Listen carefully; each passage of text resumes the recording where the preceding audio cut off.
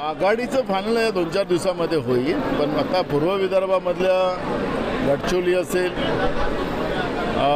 चंद्रपूर असेल, नागपूर असेल, भंडारा गोंदिया असेल, या जागेचं आणि रामटेकचं आज संध्याकाळपर्यंत डिक्लेअर होईल. वंचित संदर्भात काय निर्णय होऊ शकते? बोलणं चालू आहे, त्याचाही लवकरच काहीतरी मार्ग निघेल. उमेदवार कोण होणार?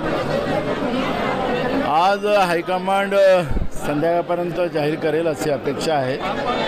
पहिल्या फेजच्या निवडणुका आहेत आणि मी जे काही मत इथं मांडलं ते मी हायकमांडसमोरही मांडलं आणि 2-3 नावं आज भंडारा गोंदिया जिल्ह्यातून आम्ही दिलेली आहे.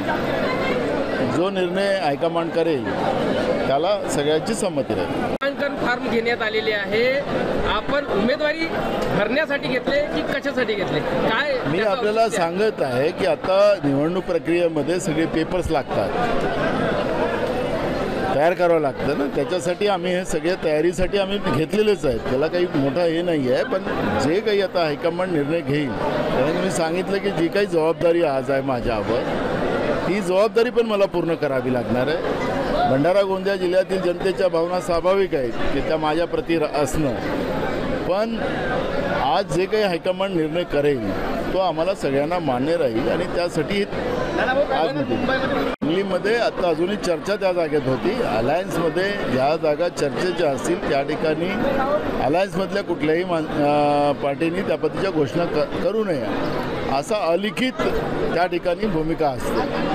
पण काल उद्धव ठाकरे साहेबांनी त्या पद्धतीचं त्या ठिकाणी घोषणा केली. त्याच्यामध्ये आजही आम्ही संयमाने त्यांना विनंती करतो की याच्यामध्ये चर्चेने मार्ग काढू.